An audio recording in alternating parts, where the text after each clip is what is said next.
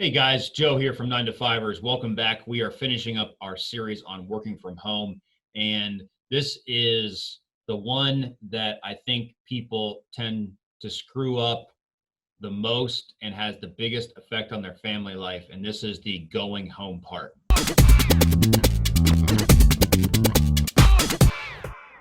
So a quick disclosure here, guys. Just read it really quickly there and stop the video if you need to, but we're going to just keep going here. So course overview, if you haven't watched the first two videos, and our lines are already there for us, which is awesome. Set yourself up for success, productivity, that's the first two videos there. And then the post-work day, how to end your day right, plus bonus tips. Without further ado, let's just jump right into it. So end the day right. That last hour, things are winding down. Maybe things went great. Maybe they didn't go so great. Did you do the best you can? That's important. What I always do in my last hour, when I look at that clock and it's about 4 p.m., I go, what can I feasibly get done that really needs to get done today? And that's when you're kind of like, that's a lot of times that question matters the most when it's just been a crazy day and nothing got accomplished the way it was supposed to get accomplished. And you're kind of like just playing damage control. And you're just like, all right, I got 1 hour to salvage this day to make it the best that it possibly can be based on the situation. What the heck can I do? And maybe it's getting one thing done. Maybe you can wrap up one of your big goals for that day. You didn't get 3 of them done. Maybe you got 1 done. Maybe you got 2 done. Maybe it's just clearing all the clutter and all the busy work that you had to do that just keeps kind of seeming to pile up, and the distractions got in your way, and that's what ruined your day. But that last hour, what can you really get done feasibly based on what's happened so far today to make this day as productive as it possibly can? Last 15 minutes, that's when I pull out my schedule and I start highlighting stuff off. I got this done. I got this done. I started this, but I'm waiting on an email back. Let me write this down for this. I need to follow up with this person again in 2 days, that type of stuff. And just loose ends, what got started but didn't get finished because I'm waiting on someone to respond. Time to leave means time to leave, and that means physically and mentally. And if you go back to our first video and you saw the different how to set up an office, there was the standalone structure, there was the full room, and then there was the workspace. If you have the standalone structure, this is going to be the easiest thing to physically and mentally leave at the exact same time, because you are physically leaving a structure, and when you close that door behind you and you go into your home is actually your home. The room is like the middle part there, and the space, is the toughest part, because that space, if it's in your house, if it's like in your living room, or maybe it's a part of your bedroom, it's a shared space, you're kind of always looking at it. It's kind of always looking back at you. And that's going to be, I would think, the toughest for people to physically and mentally leave, because it's always kind of just right there. You walk by it. If you brush up against it, oh my God, don't touch it after work hours, because then you might get sucked into emails or something. So make sure that when you leave at 5 p.m., or whatever your 5 p.m. is to you, make sure that you physically leave and mentally leave, and leave at the same time every single day. So some bonus tips here to just kind of help you become better at working at home and not have to revert back to going to the office, if you even have that option, is schedule benchmarks to follow. And just remember, flexibility, I've said this a million times in each one of the videos, is life and people happen, and you're going to have to roll with the punches. One of your in-laws are going to show up, and they're going to want to spend time with you in the middle of your day. And sometimes it can be avoided and sometimes it can't. And you have to realize, what's the best option right here? What do I have to do? And I've noticed that for myself, that I've left the office, but my brain is still kind of, my subconscious brain is still kind of lingering in the office mode, and then something will pop up in my mind of like, oh, I forgot to do this, or oh, I should have done this, or oh, I need to make sure that I do this tomorrow. Instead of like running back up to the office and just getting it done, I just write it on a notepad in my phone. And that allows me to quote unquote forget that I need to get it done because it's empty out of my brain and on a notepad. And it'll get done tomorrow. I don't have to worry about it. I don't have to stress out about it. It gets done. And this also goes for when you are at work and the home stuff starts to creep up on you. Like, oh, I got to get that birthday cake. I forgot. Oh, I better leave work and go get this birthday cake from the store. No, write it down for your home notes that needs to get done.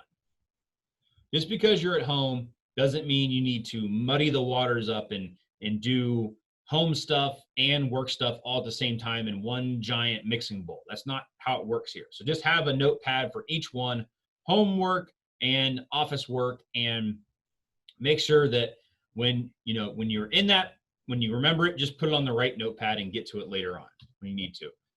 And also throw in rewards for being highly productive. Like if you were at home and you're being highly productive, whether you still work for another person, a company, or if you work for yourself. Like if you get 3 things done today and they're huge and you stay on task and you stay focused and you hammer them out, then you get to go home early.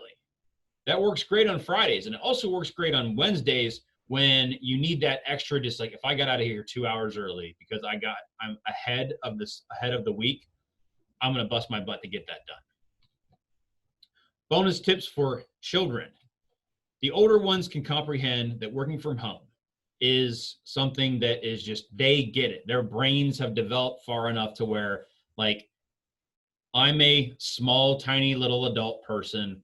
I have the ability to understand that when dad or mom is at work, I cannot go up to them and ask them what is for lunch. Like, I'm old enough to make my own lunch. Like, you can train the older kids.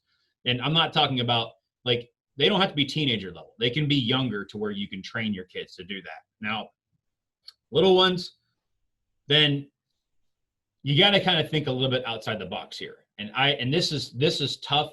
This gets tougher based on the amount of resources that you have at your disposal. So a lot of people, a couple that we know, they have a part-time caregiver that comes in not 5 days a week and not, the full 8 hours, but they could afford a few hours per day, a couple days a week, and they have a part-time caregiver that comes in during the critical hours that they need to be working at work, like the office focused hours when business is open. And they also, the spouse, they work different shifts. Like the husband works first shift and the wife works second shift. And that's just the way that they were able to set up their business. So even when one of them is at work, one of them is at home, and when their schedules overlap, then they have that caregiver there. And it can be tough. And I'm looking for some more suggestions and comments down in the comment section of this video to really know what people have done. And does that mean that one of the spouses just becomes like a stay-at-home parent and they just watch the kid full time? Or do you bring in, like, let me know what you guys have done, or at least let me know what your struggles have been or your challenges have been, because that can help me maybe dig up some more answers and come up with some answers for you guys down the road. So let me know what those are. Meal prep on the weekends. And this is going back to the donuts, the cake, the fast food eating in the previous video, that, it's somebody's birthday in the office and we all need to shove a bunch of cake down our throats. No, that's not what we got to do at home. So what my wife and I do is we get out the crock pot, we get out the pressure cooker, and we get out the baking sheet in the oven, and we just throw a bunch of chicken breasts on there and we cook them all up. They're pre-cooked, and we'll put little Tupperware together that are all stackable, nice and neat, and we'll put them down in our big freezer with some vegetables so that we can go down there real quick, grab a pre-made up meal, and then just heat it up, and we can eat it, and we're eating a healthy chicken breast and some vegetables that took us 2 minutes to make because all we need to do was heat it up. And meal prepping is great when it comes to It can save you time, it can save you money, and it's also keeping you healthy versus I got to find something to eat. What should I eat? Well, you can turn your house into a giant vending machine if you don't give yourself enough time to prepare. So keeping snacks in your office, that's kind of like a double-edged sword. I am not opposed to having snacks in the office and potentially a coffee pot in your office if you have like a separate building or structure or a separate room, having your own kind of like little mini healthy snack slash coffee pot there, if that's, or maybe like a little tiny fridge, something that keeps you in the room if you feel that if you get to the kitchen, you're going to end up being in the kitchen for 20 minutes, looking around, not kind of getting lost in time. If you know that's one of your downfalls of being in the kitchen is not a good place for you to be when you're at home because you'll get lost in there, then keep a mini fridge in your office or in your standalone room, and or coffee. Just make sure that whatever you have in there is healthy. That's kind of the big thing that I'm focused on there. So productivity. What I've noticed and that really helps me out is that in my business, I'm a property manager. I will have things that are, I have different projects that are going on and the ball is in the other person's court and I'm waiting on them. And that ends up with piles of information everywhere. Maybe there's an applicant coming in and I'm waiting on, maybe they didn't turn everything in like they were supposed to. Maybe they forgot their application fee, or they didn't sign something like they were supposed to sign. So I'll just put a sticky note on there that says on 8/14, I followed up. I sent them an email. Hey, I need a signature on this, or hey, I'm waiting on a response on this. What's going on? And then I'll put below that a follow-up date of like, just in case I get lost in the weeds. I've noticed that banks are pretty terrible about following up with you. Just, I don't know why. But I always put a sticky note on a pile of information that is in progress or not complete. And I put like when I sent the email or when I reached out to that person, I put like just a quick 1 to 2 words of what I'm waiting for.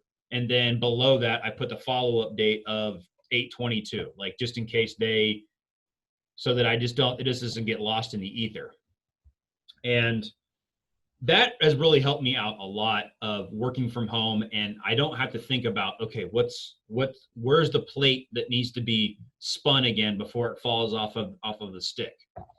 And another thing that I want to reiterate here, guys, and maybe expand on a little bit is those days that just don't go well, like you feel like nothing's going right. It's just, you might be running into one of these 3 scenarios here. And I really want productivity to be explained in the fact that not all work is equal. So skilled work, I say, is a 1-to-1 ratio.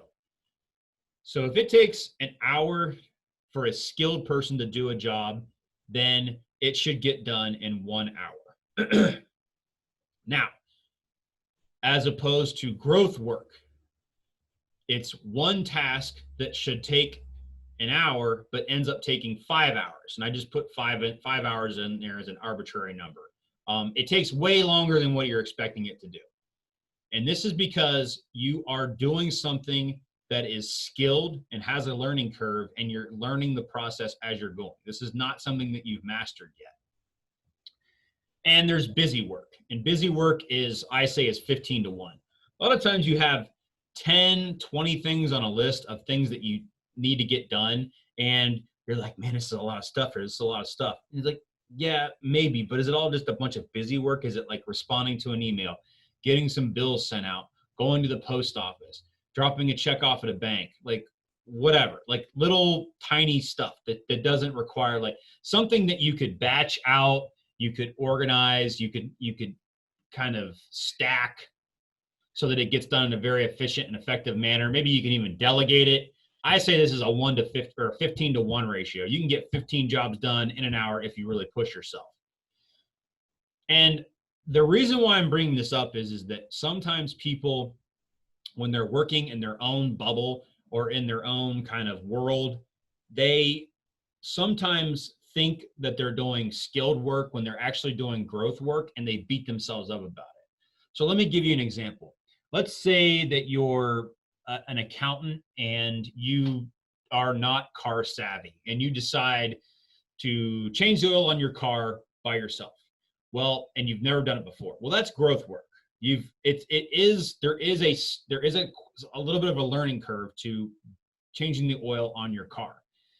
You have to get the right filter. You got to take things off properly. You got to make sure it drains properly. You got to make sure that the new filter goes on there properly, and you get the right size filter, and you got to make sure that you put the correct oil in there, and you got to test it and check it and all this type of stuff. Well, if you've never done that before, it could take you 5 hours to change your oil. Now, if you are a mechanic at a garage, it shouldn't take 5 hours to change oil in a car. It should take, I don't know, 45 minutes, 15 minutes. I don't know how long it takes for those guys or gals to do it. But that's the difference between growth work and skilled work. And if you're doing something in the growth work realm, you have to schedule for that. And you have to give yourself plenty of time to allow yourself to learn and do it at the same time. And that's exact opposite of busy work. Busy work, the little tiny things at the end of the day, you need to hammer down and be efficient and effective and like an assassin with your time when getting those types of things done. Because if you have a list of 15 things to do and they're all busy work stuff, you can stretch those out for the entire day and maybe not even get them done. Or you can bust your butt and get them done in an hour. It's kind of like a gas. It fills up the space that you allow it to fill up. So guys, what'd you think? Was there enough tips and tricks in there? Is there something that you've been doing at home when you work from home that you've noticed is a great tip or a hack and you want to share it down there in the comments? Did we answer all your questions? And always, what stopped you in the past from reaching your financial goals? What types of videos would you like to see in the future? Please like, comment, and subscribe, and check us out on Facebook, 9 to 5ers. Thank you guys so much. We are here to make you smarter today and richer tomorrow. Have a good one.